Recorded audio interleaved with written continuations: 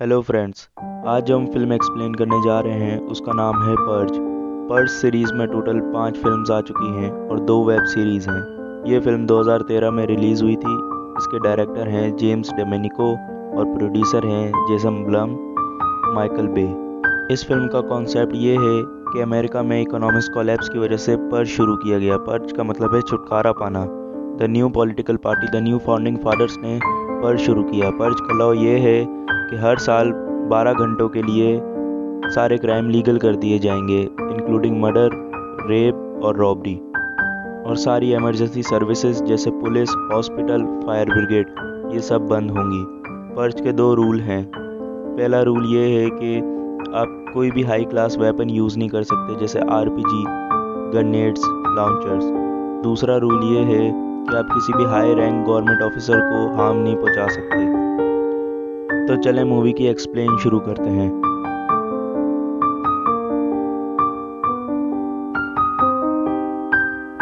पहले सीन में हम देखते हैं जेम्स सैंडन को।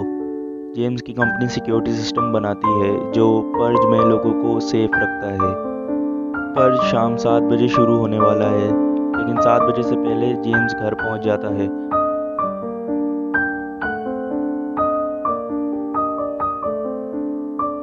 फैमिली में उसकी वाइफ मैरी, उसका बेटा चार्ली और उसकी बेटी जोई होते हैं। घर पहुंच के मेक श्योर करता है कि उसकी पूरे फैमिली मेम्बर्स घर में ही हैं।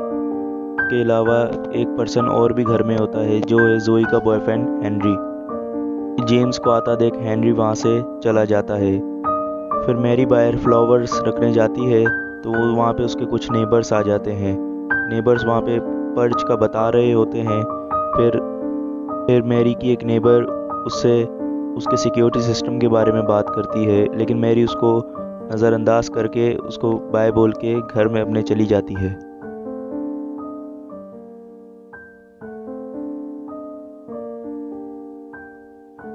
इधर घर में उसका बेटा एक टॉय के साथ खेल रहा होता है।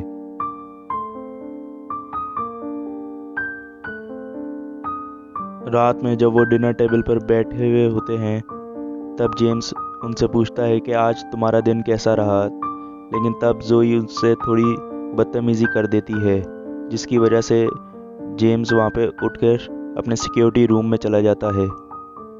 पर शुरू होने ही वाली थी तभी वहाँ पर इमरजेंसी ब्रॉडकास्ट शुरू हो जाता है। सब इमरजेंसी ब्रॉडकास्ट सुनते हैं और फिर जेम्स उनको सिक्योर रहने को बोलता है। सब उठकर अपने अपने रूम में चले जाते हैं, लेकिन चार्ली अपने टॉय से सिक्योरिटी रूम में वापस आ जाता है और सिक्योरिटी रूम में देखता है कि बाहर कोई हेल्प के लिए चिल्ला रहा है। लेकिन ये पर्ज को एक फेस्टिवल की तरह मनाते हैं, इसलिए वो लोग किसी के शिकार के बीच में नहीं जाते। लेकिन इस बात का चार्ली को नहीं पता था और वो उस स्ट्रेंजर के लिए सिक्योरिटी ऑफ करके उसके लिए गेट खोल देता है। तभी वो स्ट्रेंजर भाग के उनके घर के अंदर आ जाता है, लेकिन जेम्स जैसे ही उनको चेक करने के लिए जाता है तो स्ट्रेंजर्स उसके सामने ही खड़ा होता है। जेम्स अपनी गन बाहर निकालता है, लेकिन पीछे से हेनरी आकर उस पर शूटिंग करना चालू कर देता है।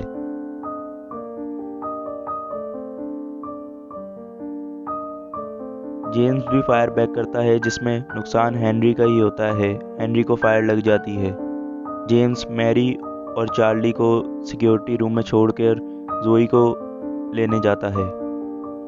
जैसे ही जोई के रूम में पहुंचता है वहां पर हेनरी की डेड बॉडी पड़ी हुई होती है।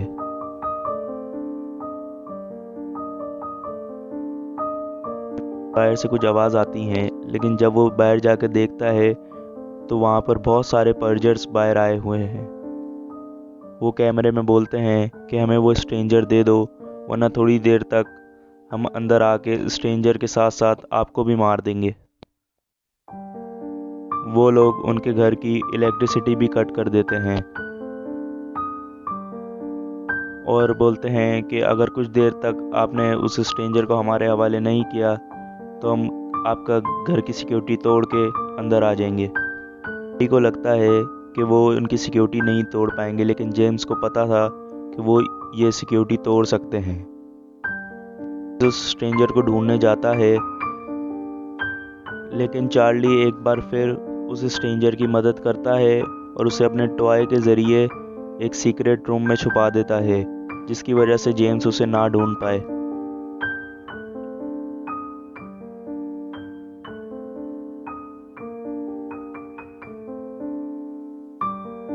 लेकिन तभी वो पर्जर्स जेम्स को बुलाते हैं और कहते हैं कि थोड़ी ही देर में हमारे इक्विपमेंट्स आ जाएंगे, उसके बाद हम आपको और उस स्ट्रेंजर को दोनों को मार देंगे। और वो बात ये अपने दोस्त को मार के भी साबित कर देता है कि मेरे को किसी की जान की परवाह नहीं। तभी जोही को दिखाते हैं, जो उसी सिगरेट रूम में छुपने जा रही होती है, लेकिन वो स्ट्रेंजर उसके ऊपर गन पॉइंट कर देता है। लेकिन पीछे से मैरी आकर उसे शूट कर देती है, जिसकी वजह से वो नीचे गिर जाता है और जेम्स उसको पकड़कर एक चेयर के साथ बांध देता है। लेकिन उनको थोड़ी देर में लगता है कि वो इसके साथ गलत कर रहे हैं। उनको लगता है कि वो भी उन पर्जर्स की तरह इसके साथ भी पर्ज कर रहे हैं, इसलिए वो डिसाइड करते हैं कि वो उन पर्जर से फाइट बैक करेंगे।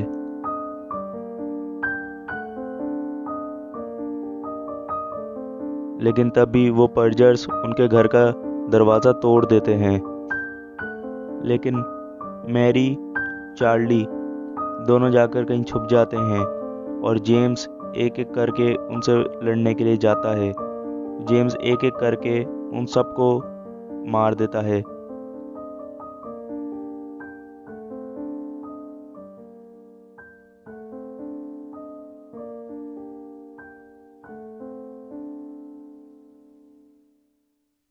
लेकिन आखिर में जेम्स को उन पर्जर्स का लीडर आके एक नाइफ से स्टैब कर देता है।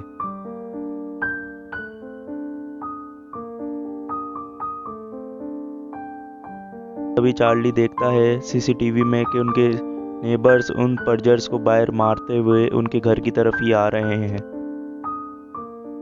तब मैरी को दो पर्जर्स पकड़ लेते हैं, लेकिन उसको भी उसके नेबर्स बचा लेते हैं।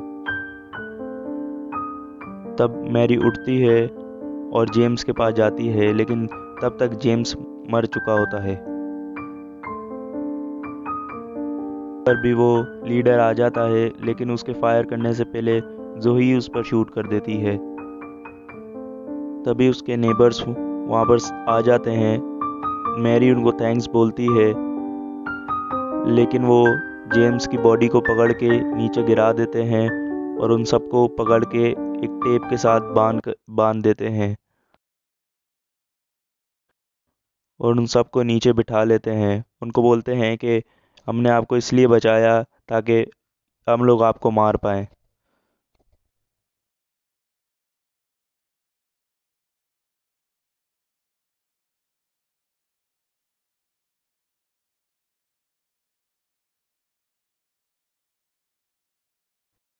लेकिन उनके मारने से पहले वहाँ पर वो स्ट्रेंजर आकर उन्हें बचा लेता है और उन सबको एक लाइन में खड़ा करके मैरी से पूछता है कि अब इनका क्या करना है।